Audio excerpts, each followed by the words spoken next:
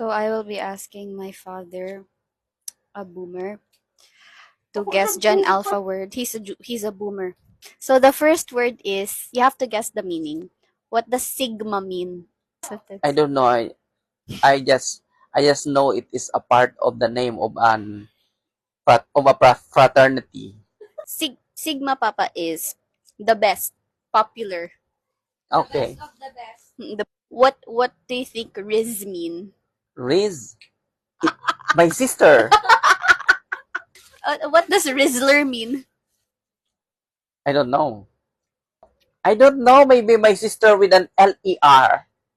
Rizzler. Papa, it means you can pull someone. Ah. Next word. What is Ohio?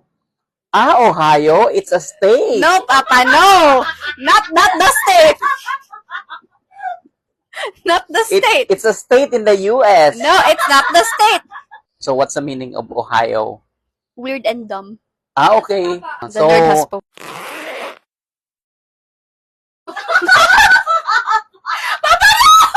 You will get cancelled. Please apologize to the audience. Apologies.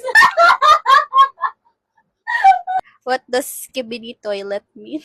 KBD? Skibidi toilet. Skibidi chiding chiding skibidi kidu. I love you. Next word, guys. Ano po siya? It means weird. Oh, those from Ohio are skibidi. What does mewing mean? Mewing? Mm-mm. Trying to say mewing. Mewing.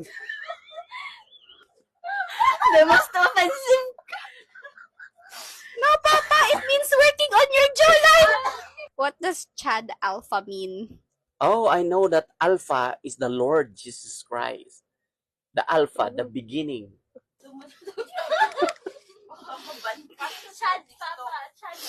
Thank you for watching.